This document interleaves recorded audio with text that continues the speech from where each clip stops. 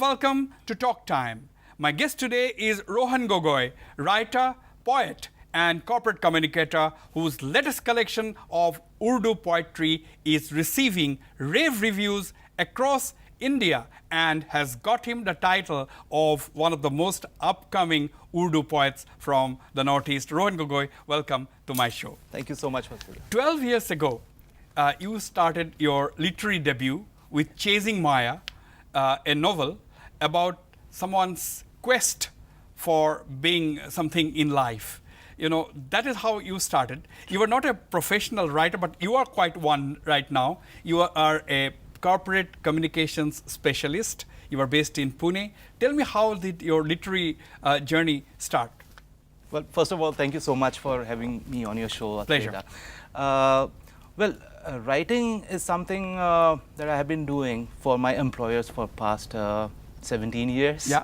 And there was a point. But that's a completely different kind of writing. Absolutely. Yeah. It's pure business writing. Absolutely. But somewhere deep within, probably, I had the desire of writing for myself. Mm-hmm. And way back in 2006, I started with some poems and some write-ups. But in 2007, I decided to write a novel. 2007? Uh-huh. And in 2012, it got published. That's Chasing Maya. Mm-hmm. And in 2017, that's last year, it got its third reprint. So it's third reprint, mm-hmm. Which was like really encouraging for me. It all started with a bit of frustration. I can't call it a midlife crisis, but it was some sort of a crisis where I was trying to find meaning in what I did. Your protagonist had a midlife crisis. Absolutely. And it is actually the reflection of the thoughts that I had deep within about what is life, what am I doing, does it have any meaning? So it's basically... was it autobiographical? Can we consider it as an autobiography? To an extent, yes. The challenges, the problems, the psychological phenomenon that he had to go through, those are pretty close to my own experiences. And also I have drawn inspiration and drawn examples from people around me. Yeah, maybe you are talking about the third print of your book. Maybe your readers could establish a connect between your character and their own selves. Yeah, it actually talks about people like us who work for their living. They have aspirations. They also have their own share of frustrations. Absolutely. And they're learning to deal with it. Sometimes they are struggling. And then when you kind of discover your life of passion, how life changes. So they probably experience some sort of a relief. Why did you take 5 years to get it published? 2007 to 2012. That has also given you a taste of the Indian publishing scenario, isn't it? It was changing, which is right. I mean, from 2007 to 2012, I think readership patterns across the country had changed drastically. People who were into serious, matter-of-fact kind of literature in India suddenly had discovered something like, say, chick-lit. Right. Chick-lit was becoming popular, and people were also exploring other forms of entertainment.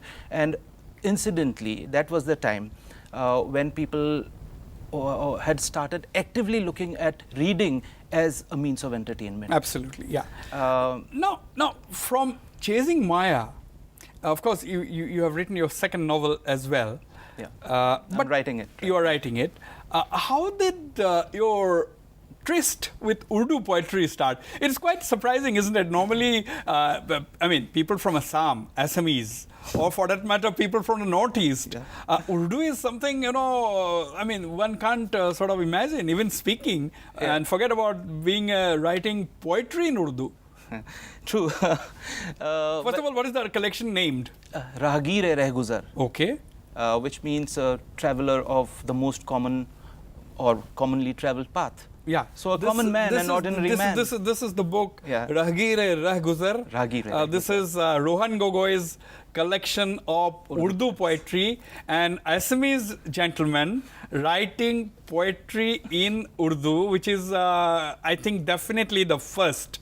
I can say I've never ever heard of anyone from Assam writing poetry in Urdu.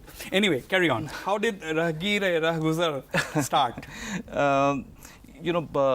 The success of Chasing Maya, it kind of inspired me to write my second book.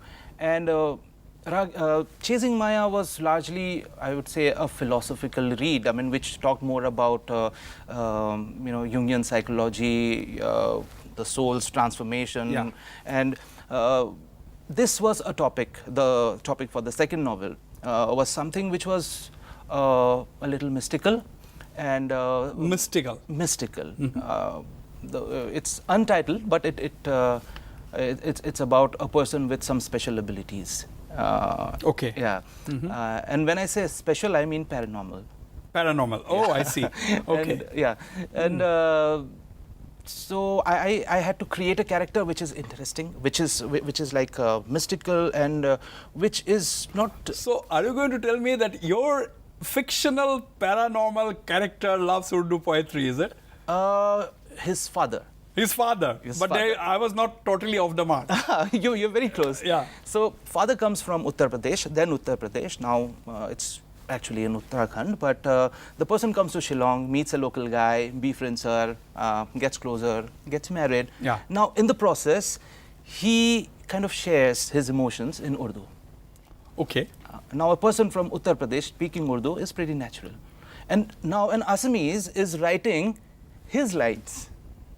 So he had to sound genuine, authentic. I had to do my share of research. And I've grown up listening to a lot of Hindi music, a lot of Bollywood classics and ghazals. My parents, they just loved ghazals and Bollywood classics. So I had, like an idea about how Urdu poetry sounds. I have heard a lot of Nida Fazli ghazals, and then if I talk about classics, then Raja Mehndi Ali Khan, Kafi Azmi, and Sahir Ludhianvi, my favorite. Sahir Ludhianvi and Kafi Azmi kind of influenced me to quite an extent. So you'll probably see bits of their influences in my poetry. Yeah, we'll talk more on this. On this note, we'll go for a short break now. Stay on. We'll be right back.